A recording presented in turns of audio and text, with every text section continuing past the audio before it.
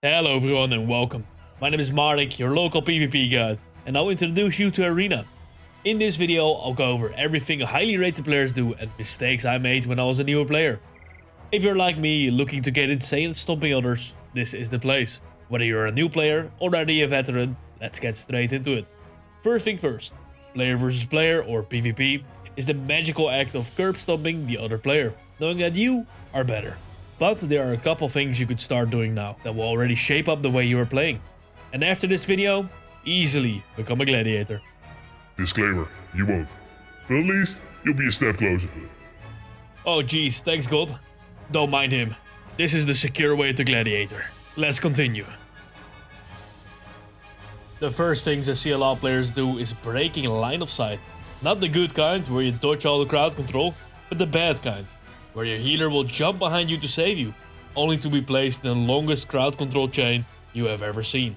If you had any idea where your healer was. PvP God, this is a safe space. Not to berate anyone, but yes, if you knew where your healer was. And then afterwards, where you're trinketing the first crowd control thrown your way after your burst has ended, essentially ruining your trinket timing. Loser. Hey.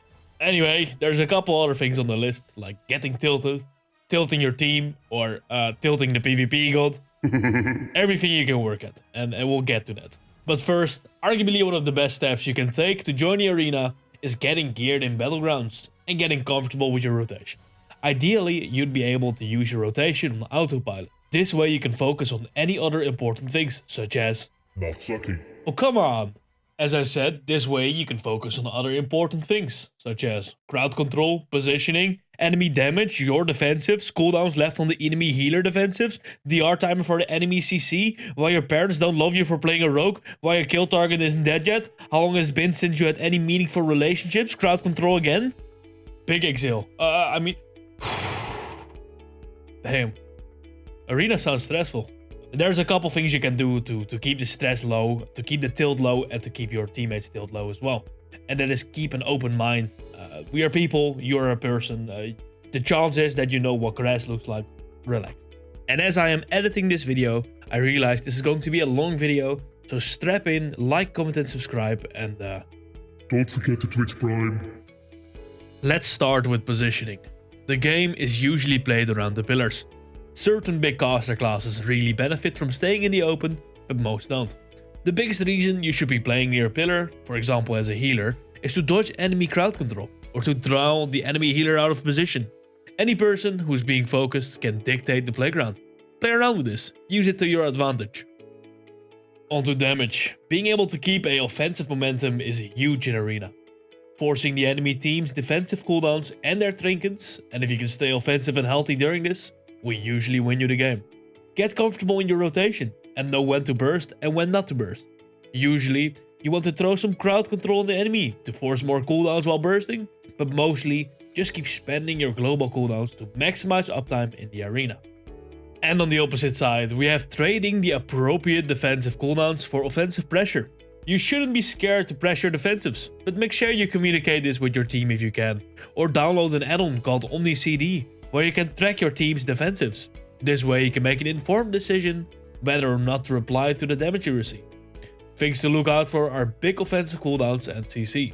But sometimes it's better to be safe than sorry. You are not always the kill target, and there are many things you can do to help out if your teammate is being focused. This concept is called peeling. You could for example use minor crowd control such as roots, or big crowd control such as sphere or polymorphs to reduce the pressure and live for another burst setup. And while peeling is a very good thing to do, there's a time and place for it. Preferably, we'd like to keep the pressure on the enemy team. So look out for players out of position and focus your damage or crowd control on them. So let's exactly do that. We focus our attention to the win condition, crowd control the healer and stun the kill target. This way, their healer is unable to use their big healing cooldowns and your target is unable to run away and use defensives. This is where you put the pressure on and really try to dish out some damage. In the right scenario, your kill target dies during this setup, but a lot can go wrong. So try to extend the crowd control on the healer as long as you can to really score that kill. So that means we could just keep crowd controlling the healer with several stuns, right?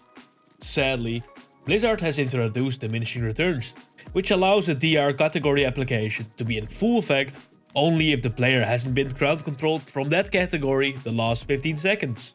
If you do decide to apply any new crowd control during the DR window, the CC will be halved for each cast and the DR window extended to the original 15 seconds. Like I mentioned before, there's multiple uses to CC, crowd controlling the peels, but the most common application is to cross CC. This means CCing all of the enemy team at once to do unreal amounts of damage in a small burst window. This sounds like RMP propaganda to me. Well, yes, but this concept can be applied to multiple comps, even the most zug of them all. This sounds like a lot of work to get the pretty transmog, I know, but eventually you'll grow to love the game. Just like we love to hang out together in Discord, where you can find like-minded people to share your achievements and your memes with. We're also live on Twitch right now, so leave a follow and you'll make my day. You forgot to tell them to actually press the button to CC, and in what order.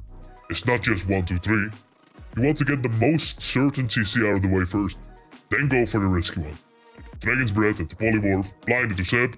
Do I have to tell you everything? Fucking heart stuck. Probably weren't even gonna tell them about Trinkets. Yes, I was. On to the next thing, Trinkets. When to use them. You really have to consider your Trinket being a combo defensive cooldown. The biggest mistake you can make is to use 3 Trinkets for a single setup, as teamwork can come a long way to help each other survive. This way you have more answers the longer the game lasts.